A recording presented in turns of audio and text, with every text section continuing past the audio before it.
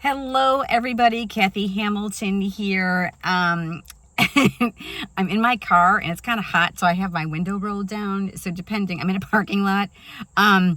So it's actually where I work, so it's not like I'm in a strange parking lot, but should someone kind of walk by and we hear them, it's just going to have to be okay because this is how we roll.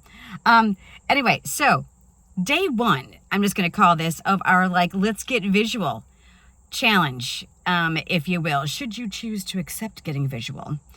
All right, so I think in the last video I just talked about just kind of thinking about what you want and bringing it through your five senses. So I wanted to put a little structure around it today, just based on some of the things I've been listening to. I like to watch various TikToks, like lives, with maybe like political ones or things that are kind of going on in the world out there, just to kind of give me perspective.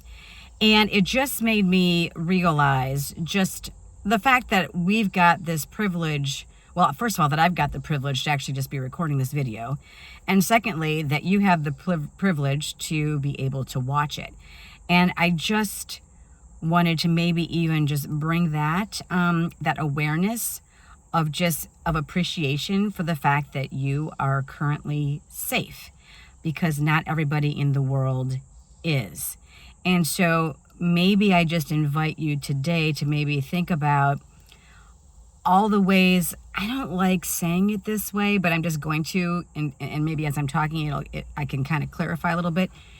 Almost like, I know for myself, I take things for granted sometimes, just because obviously we're in our own skin and our own worlds that we're living in personally.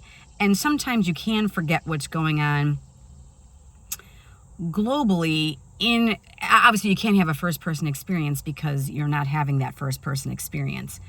But taking the time, I think, to be grateful for the fact of what your firsthand personal experience is right now is helpful. So maybe just, if you could, today, as you're having that gratitude type moment with your current situation and being able to watch this video, I'm able to sit in my car, in my work's parking lot to make this with the sun shining down, and I'm able to roll my window down so I'm a little bit more comfortable, and just take that gratitude, and maybe that's what you visualize for every single person, on the planet, and just what that would look like, and what types of things might you hear if that were the case, and what types of things might you see if that were the case.